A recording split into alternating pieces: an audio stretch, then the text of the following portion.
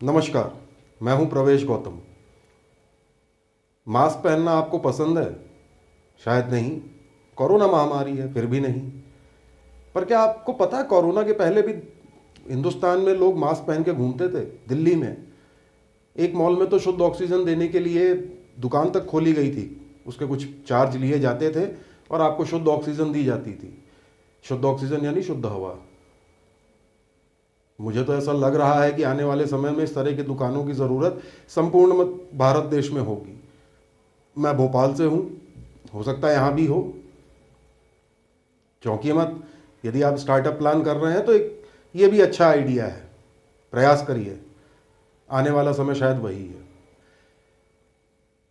पर्यावरण, हमारे देश का संविधान 15 अगस्त आ गया, 70 साल हो गए, स्वतंत्रता मिले, उससे ज़्यादा हो गए।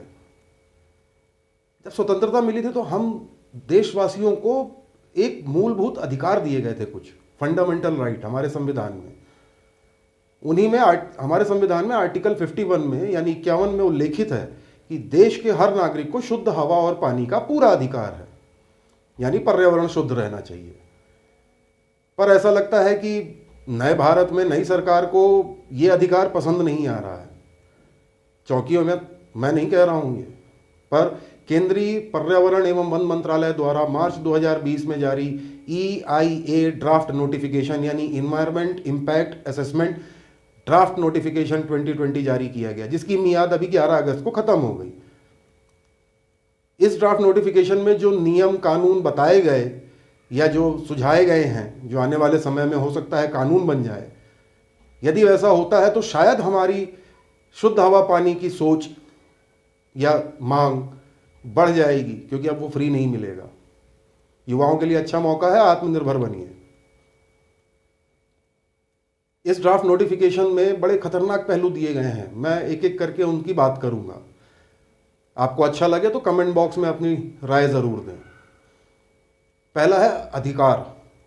मैंने मूलभूत अधिकार की बात की, तो उसमें एक मूलभूत अधिकार हम नागरिकों को यह भी मिलता है कि किसी भी शासकीय परियोजना या किसी भी औद्योगिक या व्यावसायिक गतिविधि में यदि हमारे मूलभूत अधिकारों का हनन हो रहा है तो शिकायत कर सके। पर इस नए ड्राफ्ट नोटिफिकेशन में कुछ पर्यावरणविदों ने बताया, कहा एक्टिविस्टों ने, कि इस ड्राफ्ट नोटिफिकेशन में नागरिकों से ये अधिकार छीने जा रहे हैं। यानी कि कोई औद्योगिक इकाई या कोई परियोजना बन रही है या चल रही है, उस परियोजना से वहां पे रहने वाले किसी नागरिक को कोई समस्या है पर्यावरण संबंधित, वो शिकायत नहीं कर पाएगा। यदि वो पर्यावरण नियमों का उल्लंघन वहां हो रहा हो तब भी। पर्यावरणविदों का तो यही कहना है, इस नोटिफिकेशन के अनुसार ऐसा ही है। खैर, यदि ऐसा है तो वाकई में खतरनाक है। हमसे हमारा शिकायत करने का अधिकार छीना गया या छीना जा रहा है। अब ये कौन बताएगा कि वायलेशन या नियम का उल्लंघन हो रहा है किसी परियोजना या औद्योगिक इकाई या व्यावसायिक गतिविधि में? साहब, इसमें जो ड्राफ्ट नोटिफिकेशन में लिखा है सुओ मोटो यानी कि प्रोजेक्ट प्रपोनेंट, यानी जिसकी जो इस गतिविधि का मालिक है, जो उस औद्योगिक इकाई का मालिक है, क्या वो बताएगा साहब कि मैं पर्यावरण नियमों का उल्लंघन कर रहा हूं, आइए मुझे सजा दीजिए या मुआवजा मैं आपको पेनल्टी भरूंगा? संभव नहीं है। दूसरा दिया गया है गवर्नमेंट अथॉरिटीज। जो भी गवर्नमेंट अथॉरिटी यानी पर्यावरण से संबंधित जो भी अथॉरिटी शासन निर्धारित करे। अमूमन राज्य में राज्य प्रदूषण नियंत्रण बोर्ड होते हैं, मध्य प्रदेश में भी है, केंद्र में केंद्रीय प्रदूषण नियंत्रण बोर्ड है, उसके ऊपर मंत्रालय है। साहब, इसके पहले पर्यावरण संबंधित जितनी भी संस्थाएं रही हैं या शासन की जितने भी लोग रहे हैं, क्या वाकई में EIA नोटिफिकेशन जो पहले 2006 में आया था उसके नियमों का बिल्कुल पालन करवाया गया? जवाब तो आप भी बेहतर जानते हैं। जैसे जैसे प्रदूषण बढ़ रहा है उसका जवाब वही है।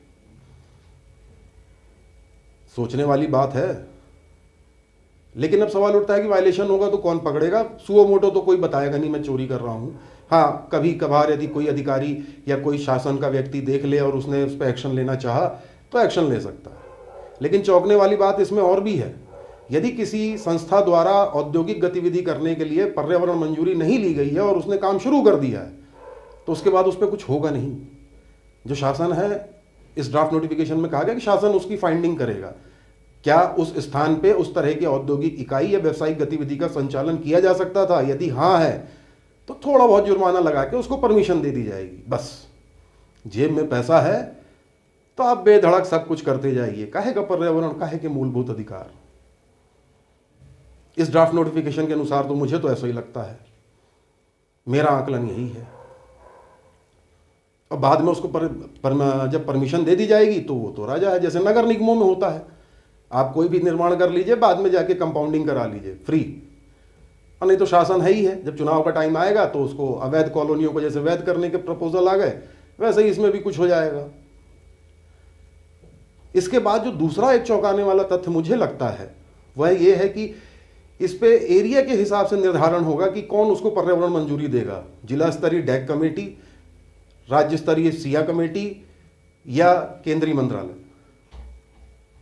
साहब एरिया बेस थोड़ा चौंकाने वाला लग रहा है।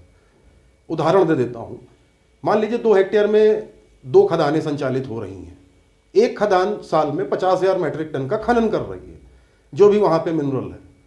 वहीं दूसरी खदान 2 हेक्टेयर में साल में 2 लाख मीट्रिक टन का खनन कर रही है। साहब अंतर तो है ना, ये कौन जांचेगा? तो थोड़ा सा दुविधा है। मुझे लगता है शायद केंद्रीय मंत्रालय में बैठे हुए अधिकारियों ने या जो एक्सपर्ट हैं, हमसे ज्यादा जानते हैं, शायद उन्होंने इस पर विचार किया हो। चौंकाने वाली बात है। अब एक और बात बताता हूं, इसमें एक पहलू यह भी है, ईसी जो पहले सभी के लिए लागू थी, अब सरकारी प्रोजेक्ट्स के लिए लागू नहीं है। यानी सरकार चाहे नोटिफाई कर दे तो वो पर्यावरण मंजूरी से छूट पा जाएगी। कितने भी पेड़ काट दो, फ्लाईओवर बना दो, रोड बना दो, कोई फर्क नहीं पड़ता, कोई पूछने वाला नहीं। नाली बनाई नहीं बनाई, पानी की निकासी होगी नहीं होगी, क्या फर्क पड़ता, सरकारी प्रोजेक्ट है। कौन जिम्मेदारी लेगा साहब? स्टार्टअप है ना, आत्मनिर्भर। दुकानें खुल जाएंगी, शुद्ध हवा की जाइए लीजिए, बाहर जाइए फिर धूल खाइए, प्रदूषण खाइए, जब तकलीफ हो तो दुकान जाइए। दिल्ली में लोग जाते भी थे, साकेत मॉल में गए भी हैं, आप सबने देखा होगा, मैंने भी देखा है। इसके अलावा एक और बात है, चलो सरकारी परियोजनाएं हैं, सरकार कहती है इंफ्रास्ट्रक्चर डेवलपमेंट होना चाहिए इसलिए किया, पर इसके अलावा 40 इंडस्ट्रीज को ईसी से एग्जेम्प्ट किया गया है। उसमें डिफेंस की कुछ है, हम उसको मान लेते हैं, डिफेंस हमारी रक्षा के लिए जरूरी है, उसको आप एग्जेम्प्ट कर दो, लेकिन बाकी उनको जरूरत नहीं है। चौंकाने वाली बात है, जिसमें पावर से संबंधित इंडस्ट्रीज भी हैं, सोलार पावर प्लांट या उनसे संबंधित इक्विपमेंट। करिए साहब, आपका देश है, नया भारत है, स्वागत है, आत्मनिर्भर।